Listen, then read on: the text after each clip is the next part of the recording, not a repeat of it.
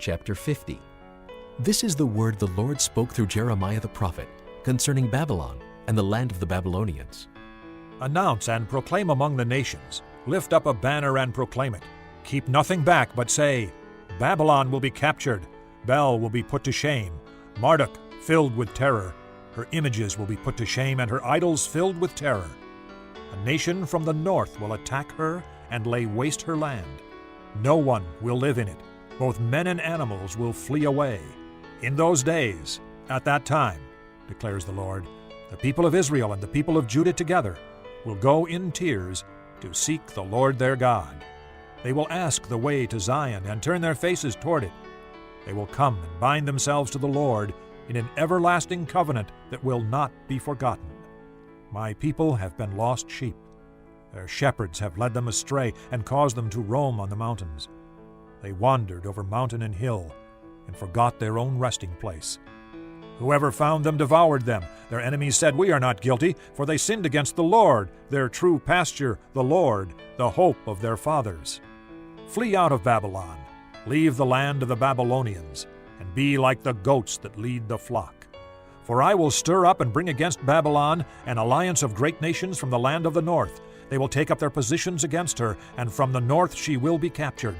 Their arrows will be like skilled warriors who do not return empty-handed. So Babylonia will be plundered. All who plunder her will have their fill, declares the Lord. Because you rejoice and are glad, you who pillage my inheritance, because you frolic like a heifer threshing grain, and neigh like stallions, your mother will be greatly ashamed. She who gave you birth will be disgraced. She will be the least of the nations, a wilderness, a dry land, a desert.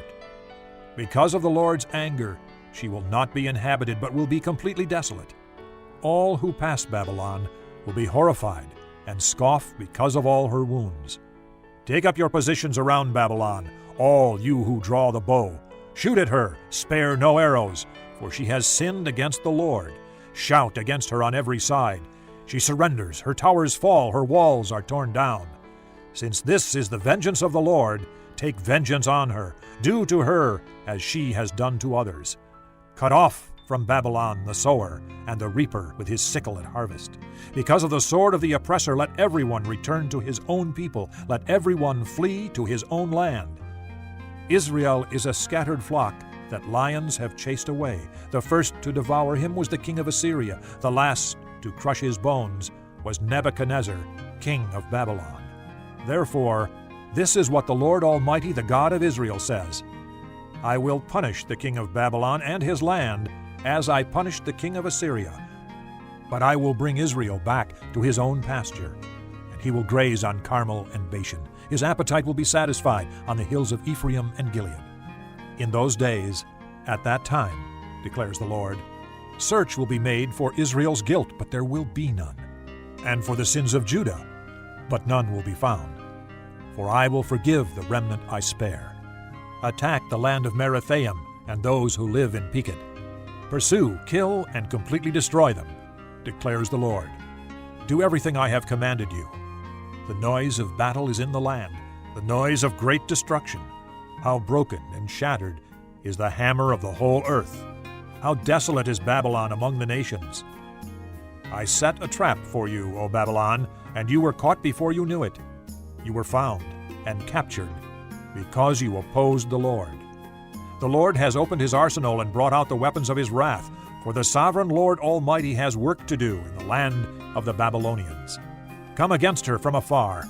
Break open her granaries. Pile her up like heaps of grain. Completely destroy her and leave her no remnant. Kill all her young bulls. Let them go down to the slaughter. Woe to them, for their day has come, the time for them to be punished. Listen to the fugitives and refugees from Babylon, declaring in Zion how the Lord our God has taken vengeance for his temple. Summon archers against Babylon, all those who draw the bow. Encamp all around her, let no one escape. Repay her for her deeds. Do to her as she has done, for she has defied the Lord, O Holy One of Israel. Therefore her young men will fall in the streets. All her soldiers will be silenced in that day, declares the Lord. See, I am against you, O arrogant one. declares the Lord Almighty. For your day has come, the time for you to be punished. The arrogant one will stumble and fall, and no one will help her up. I will kindle a fire in her towns that will consume all who are around her. This is what the Lord Almighty says.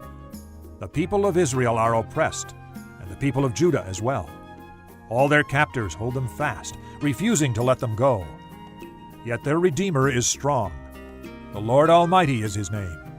He will vigorously defend their cause so that he may bring rest to their land, but unrest to those who live in Babylon. A sword against the Babylonians, declares the Lord, against those who live in Babylon and against her officials and wise men. A sword against her false prophets. They will become fools. A sword against her warriors. They will be filled with terror. A sword against her horses and chariots and all the foreigners in her ranks. They will become women. A sword against her treasures. They will be plundered. A drought on her waters, they will dry up. For it is a land of idols, idols that will go mad with terror. So desert creatures and hyenas will live there, and there the owl will dwell. It will never again be inhabited or lived in from generation to generation. As God overthrew Sodom and Gomorrah, along with their neighboring towns, declares the Lord, so no one will live there, no man will dwell in it. Look, an army is coming from the north. A great nation and many kings are being stirred up from the ends of the earth.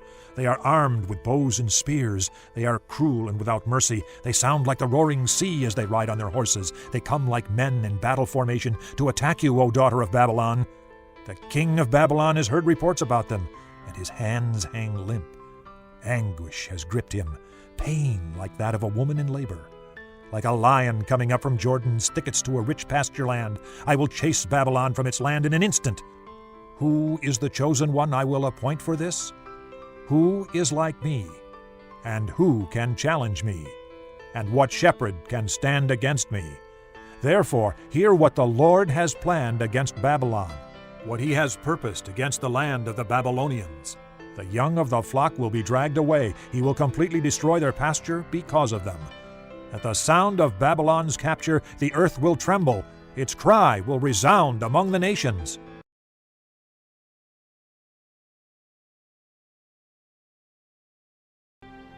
Chapter 8. The point of what we are saying is this. We do have such a high priest, who sat down at the right hand of the throne of the Majesty in heaven, and who serves in the sanctuary, the true tabernacle set up by the Lord, not by man. Every high priest is appointed to offer both gifts and sacrifices, and so it was necessary for this one also to have something to offer. If he were on earth, he would not be a priest, for there are already men who offer the gifts prescribed by the law. They serve at a sanctuary that is a copy and shadow of what is in heaven. This is why Moses was warned when he was about to build the tabernacle. See to it that you make everything according to the pattern shown you on the mountain. But the ministry Jesus has received is as superior to theirs as the covenant of which he is mediator is superior to the old one, and it is founded on better promises. For if there had been nothing wrong with that first covenant, no place would have been sought for another. But God found fault with the people and said, "The time is coming, declares the Lord, when I will make a new covenant with the house of Israel and with the house of Judah. It will not be like the covenant I made with their forefathers when I took them by the hand to lead them out of Egypt, because they did not remain faithful to my covenant, and I turned away from them, declares the Lord. This is the covenant I will make with the house of Israel after that time, declares the Lord. I will put my laws in their minds and write them on their hearts. I will be their God, and they will be my people. No longer will a man teach his neighbor or a man his brother, saying, 'Know the Lord,' because they will all know me, from the least of them to the greatest. For I will forgive their wickedness and will remember their sins no more." By calling this covenant new, he has made the first one obsolete, and what is obsolete and aging will soon disappear.